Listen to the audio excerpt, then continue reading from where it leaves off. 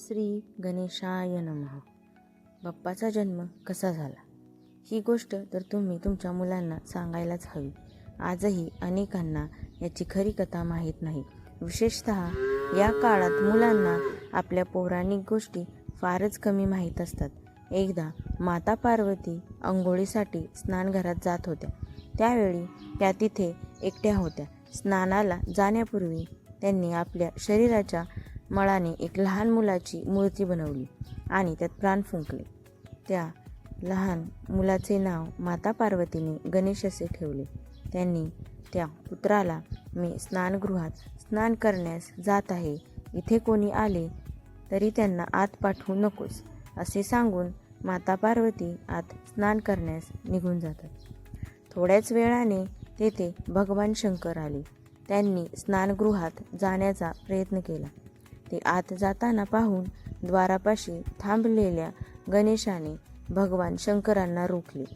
तुम्ही आत जाऊ शकत नाही. आत माता आंघोळ करत आहेत. तिने आत कोणासही येण्यास नकार दिला आहे. ते ऐकून भगवान शंकरांनी त्या लहान बालकाला, मी माता पार्वतीचा पती असून मला आत जाऊ दे असे सांगितले. पण माता पार्वतीच्या आज्ञेपुढे त्यांना काहीही महत्त्वाचे नव्हते. त्यांनी भगवान शंकरांची वाट रोखून धरली.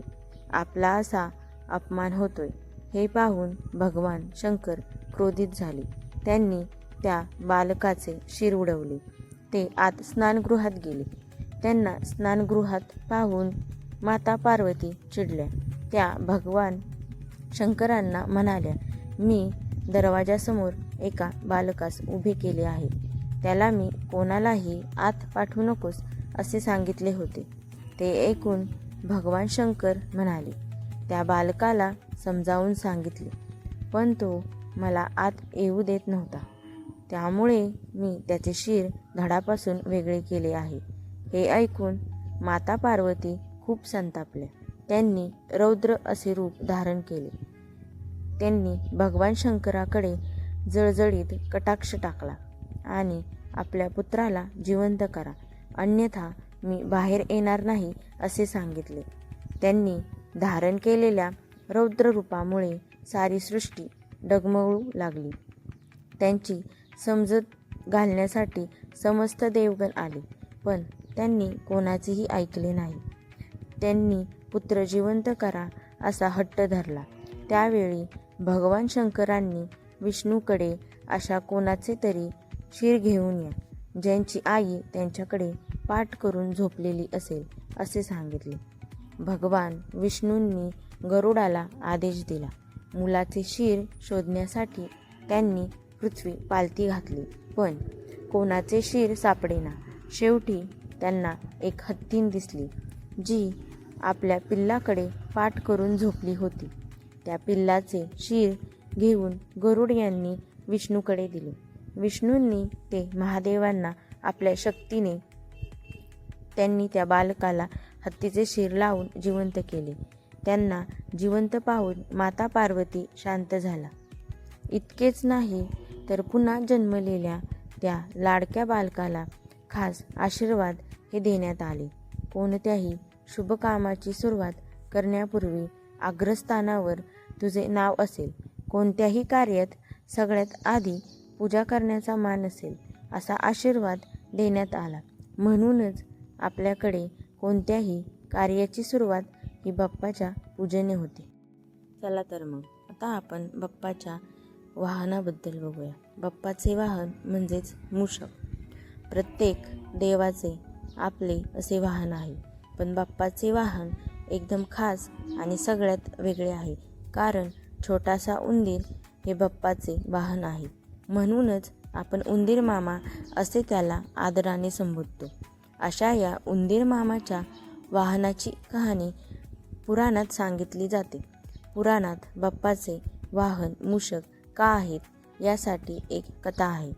अशी कथा सांगितली जाते की भगवान इंद्राच्या इंद्रलोकात अनेक अप्सरा या नृत्य सादर करून इंद्राचे मनोरंजन करीत. त्या दरबारात कंच नावाचा एक गंधर्व होता. तो दरबारातील अप्सरांसोबत कायम मस्करी करत असे. त्यांच्यासोबत गप्पा मारत असे.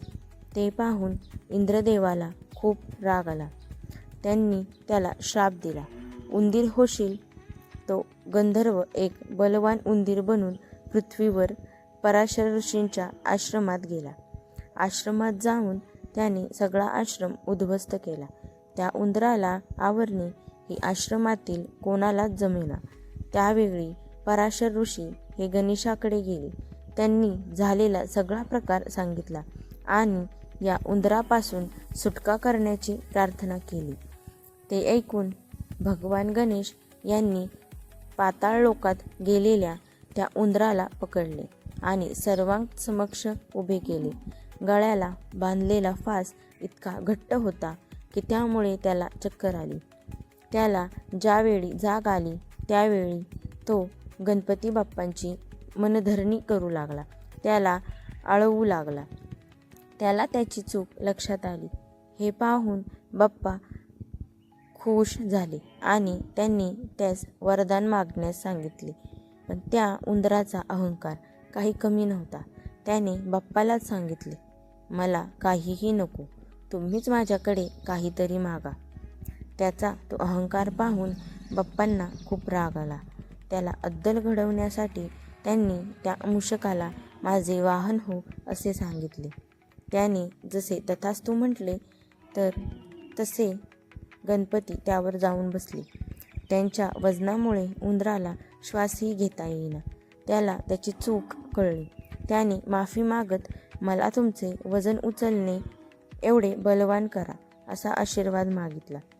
त्या दिवसापासून मूषक हे गणेशाचे